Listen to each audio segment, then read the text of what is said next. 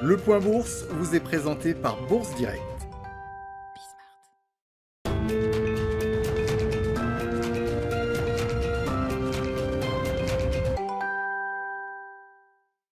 Clôture dans le rouge ce soir à la Bourse de Paris au terme d'une séance de consolidation pour le CAC 40. Le CAC 40 qui perd 0,28% à 6367 points dans un volume d'échange relativement faible d'environ 2,6 milliards d'euros sur la séance.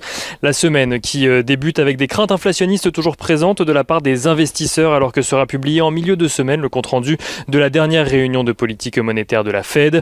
Un compte-rendu scruté de près même si Jérôme Powell a déjà indiqué lors de sa dernière prise de parole que le sujet d'un changement de politique monétaire n'avait pas été abordé lors de la dernière réunion de la Fed. Le rendement obligataire à 10 ans américain progresse de son côté à 1,64% aujourd'hui dans un contexte où les banques centrales estiment que les poussées d'inflation sont passagères et où les investisseurs craignent que celle-ci ne dure trop longtemps et ne force la BCE mais surtout la Fed à changer de politique plus vite que prévu. La semaine qui s'ouvre, qui est également celle de l'allègement des mesures de restriction dans plusieurs grandes économies occidentales. Aux États-Unis, les limitations de nombre de personnes dans les restaurants, les théâtres ou encore les musées seront levées ce mercredi, tandis qu'en France, les lieux culturels ou encore sportifs rouvriront leurs portes avec des jauges, tandis que les restaurants pourront eux rouvrir leurs terrasses avec un couvre-feu passant à 21h.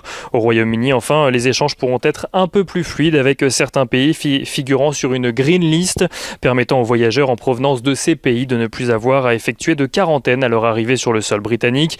Autant de mesures d'allègement qui laissent envisager aux investisseurs un retour à la normale un peu plus proche.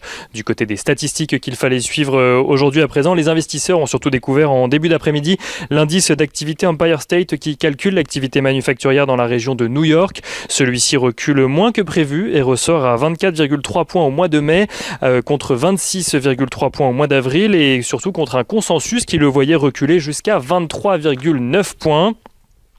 Du côté des valeurs à présent qu'il fallait suivre aujourd'hui à Paris, on note tout d'abord que le projet de rapprochement entre Veolia et Suez est passé devant les conseils d'administration des deux entités qui ont entériné l'accord définitif de rapprochement. Un rapprochement, on le rappelle, avec un prix d'acquisition de 20,50 € par action Suez et qui donnera ensuite lieu à une scission du groupe pour créer un nouveau Suez cédé à un consortium d'investisseurs dont GIP et Meridiam. Veolia qui ce soir perd 2,3% tandis que Suez s'apprécie de 0,28%. On note à Paris toujours que Sanofi annonce de son côté le lancement dans les prochaines semaines d'une étude de phase 3 pour le vaccin qu'il développe contre la Covid-19 avec GSK. Le laboratoire français qui annonce que les tests de phase 2 montrent une production élevée d'anticorps neutralisant chez les adultes, toutes tranches d'âge confondues. Sanofi qui voit son titre progresser d'un peu plus de 1% ce soir. Et on note que Antoine de Saint-Affrique devrait prendre ses fonctions en tant que directeur général de Danone, selon Le Figaro. Antoine de Saint-Affrique qui dirigeait jusqu'alors le géant suisse du chocolat, Barry Callebaut. Danone qui s'apprécie ce soir et qui gagne 1,3% à peu près. Et on note en dehors du marché parisien que Ryanair annonce une perte annuelle de 815 millions d'euros à la suite de l'annulation de plus de 80% de ses vols sur son exercice 2020-2021. La compagnie aérienne signe ainsi sa plus forte perte annuelle. Le groupe anticipe cependant un fort rebond de ses activités sur l'exercice à venir et espère même un retour à l'équilibre financier. On note aux États-Unis à présent que selon Bloomberg, mais aussi selon le Financial Times, des discussions seraient en cours entre le groupe de médias Discovery et AT&T. AT&T qui, on le rappelle, avait racheté Time Warner il y a 3 ans et qui réfléchirait à présent à une fusion de Discovery et de ses activités médias, aujourd'hui appelées Warner Media. Pour l'heure, le format du rapprochement n'est pas encore arrêté selon le Financial Times. Et on finit avec l'agenda de la journée de demain. Demain, les investisseurs prendront connaissance du PIB en zone euro au premier trimestre, mais aussi de la balance commerciale en zone euro toujours pour le mois de mars.